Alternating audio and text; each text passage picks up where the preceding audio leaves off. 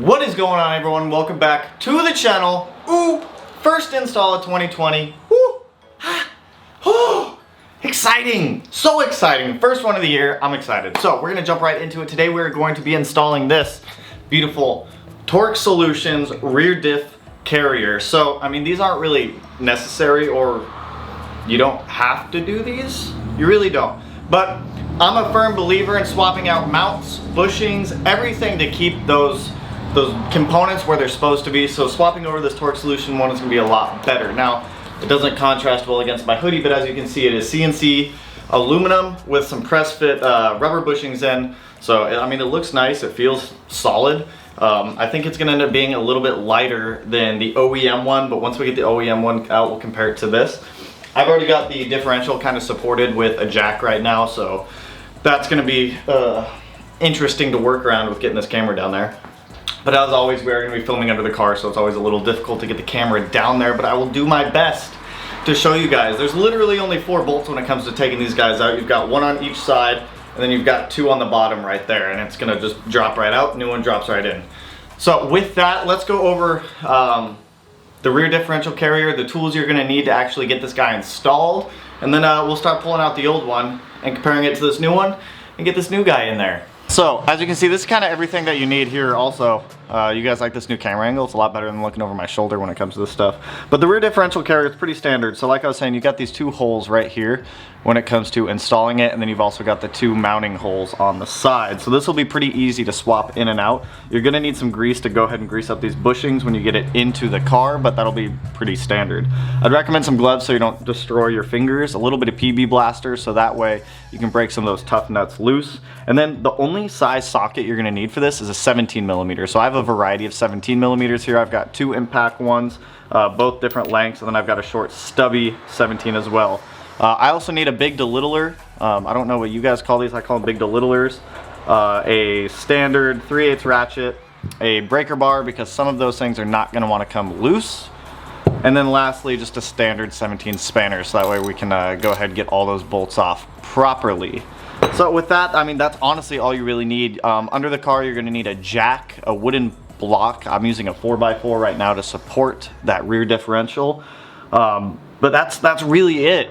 So with this, I'm going to grab this camera, we're going to go under the car, and we're going to take a look at the OEM one where I have the jack mounted up right now, so that way you guys know where to kind of support that differential, and then we'll start pulling out that old one. So now that we're under the car, I can't really get much farther in there, but you can see there's 1 bolt there, and then there's 1 more on the opposing side that holds the carrier up to the subframe.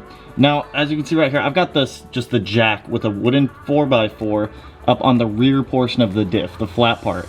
So that's going to hold the diff up as we pull that carrier out. There's only 4 bolts holding it in. They're torqued down pretty tight, so you're going to have to use some muscle to go ahead and get those guys out of there. But with that, it shouldn't be too much of an issue. So those other 2 bolts are going to be right on the bottom side, right in the center of the screen right there.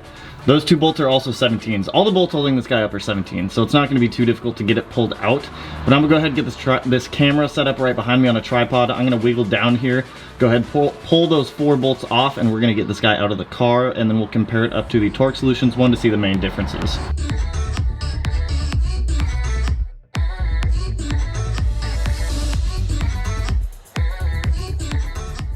Alright, so just so you guys can kind of see the difference here, the Torque Solution is the black one here, OEM is this cast iron one. I'm pretty sure this is iron. I don't know, I've clearly scraped it a couple times on the ground, oops. But we've got our cast iron one here, which is OE. We have the Torque Solutions one here, so as you can see, there's not many differences between these 2. However, the bushings in this Torque Solutions one are going to be a lot better for what we're doing. It's overall going to be more structurally sound with just a CNC billet aluminum one. They're both kind of machined out of the middle here, so that way they don't weigh a shit ton each on both ends. But the Torque Solutions one, I'd say, is maybe about 1.5 pounds lighter just holding them. I don't have a scale out here, so I can't measure the differences between these 2.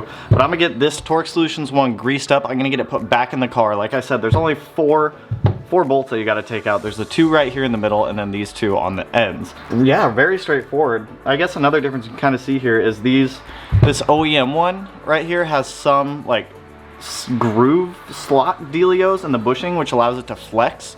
So I guess with the torque solution one, we're not going to have any more flexing in the rear, which is what I want. I'm putting a lot of major focus on getting the car a lot more stiffer, both bushing mounts, chassis wise. So I'm gonna go ahead and get this guy thrown in the car. These 4 bolts, I'll pull up the torque specs on these guys here in a minute. I'll let you guys know, so that way if you guys are installing this, you can do it as well. And then I'll get some feedback after driving around with this and see if I notice any major differences, so that way if you guys do want it and I do find out that there is some major difference with this, we'll go ahead and we'll get it thrown out there in the video. Woo! So I'm gonna get this guy thrown in the car. Let's do this.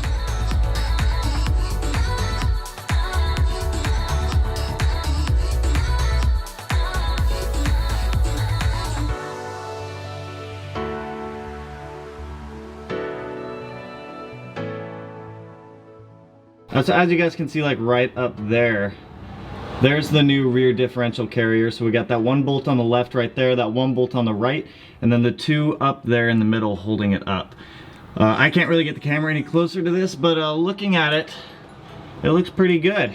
No more loosey-goosiness down here. So those 2 bolts, that one and that one right there, 51.6 foot-pounds.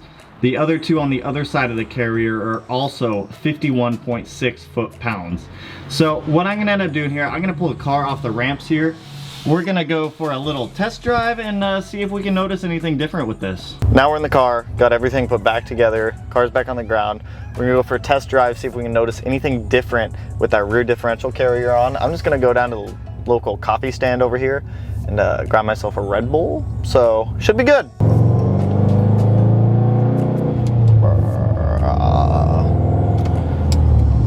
Put my suspension back at the right height. I don't know how much I trust this window holder guy with, hold up, this is gonna be loud. Sorry.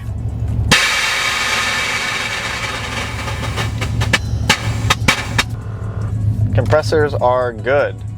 Let us drive. So one thing that I do notice with that rear differential carrier back there now is whenever I go to take off, the car doesn't seem to like lurk anymore. With the factory one, I still have some bushings at the house that I need to install that are the rear differential inserts, which should help pick up a little more of the slop, but I don't think there's much more to pick up. But overall, I mean, the carrier itself feels pretty solid from stop and go. I know they claim it's for like higher horsepower application cars, but so far, just normal driving, the lurkiness, like the jitteriness of taking off just isn't there anymore. And it's kind of nice. I mean, I'm not gonna say it's relaxing, but it is a little more stiff. Hold up, my window's fogging up. And it just feels a little more solid. Like I have the yellow arrow. It just feels a little more solid in comparison to having the factory differential carrier there, which I like. So I still have to do the rear differential fluid as well as the, wow, this dude's mobbing. Rear differential fluid, because that's due for maintenance, which I'll probably end up doing this weekend. I'll do a tutorial on how to service your diff. And then I also have, like I was saying, those fucking mosquitoes, dude. I have those rear differential inserts as well that I need to get into that rear diff. I was looking into, I don't know if anyone else has ran this before, that Cusco rear differential carrier. It increases diff capacity from just under 1 liter to about 1.5 liters. But I don't know if it's worth the $600. So, God, this fucking bug, how did you get in here? Where are you going? Oh, we're going this line.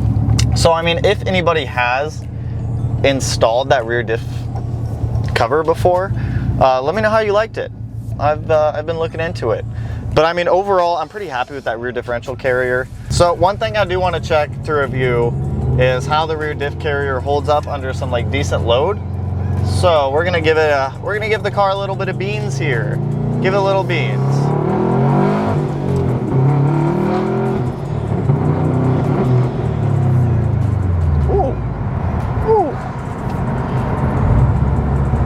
I like it. Overall, I'm pretty happy with it. Even under load, it holds up very well. There's no more of the big just blah. Like the rear end doesn't like squat down super hard anymore. It helps to keep that up, and it's a little more responsive. So, I mean, would I say this rear differential carrier is worth what I paid for it? Which I don't remember, so I'll like link it right here in that section. But I'm pretty happy with it overall. Pretty happy with it. So we are back at the house, and this is going to wrap it up. We got our Red Bull. Blackberry raspberry with lemonade, can't go wrong. We got our rear differential carrier installed on the car, and I could not be more happy with it. So overall, I mean, it does make the car feel a lot, God, powering down black view. Overall, the rear differential carrier from a stop and go does feel a lot better. It's not jerky like it used to be anymore with that OEM one, and even under load it's a little bit more responsive. Not a very noticeable amount, but a minute it is. But that's gonna wrap it up. I appreciate all the time that you guys spend here with me on the channel, and I'm just so excited to see the channel keep growing. First install of 2020, first like camera mounted on the window video thing of 2020 also, but it's coming along. We're gonna be doing some more rear back half of the car stuff. I have those rear differential bushings that I still need to install that I just really didn't feel like doing today. We need to service the rear diff. I'm looking at just bracing the rear end a lot more. I want to get just some more chassis bracing for back there to make the car feel a little bit more stiff and a little more responsive. But that overall, it's gonna be a fun journey. So if this video helped you guys, go ahead and smash that like button, turn that little thumbs up blue. Ooh. And if you're not already subscribed to the channel, you can do that up here in this right corner. And I will catch you guys in the next one. Peace out, homies. Woo!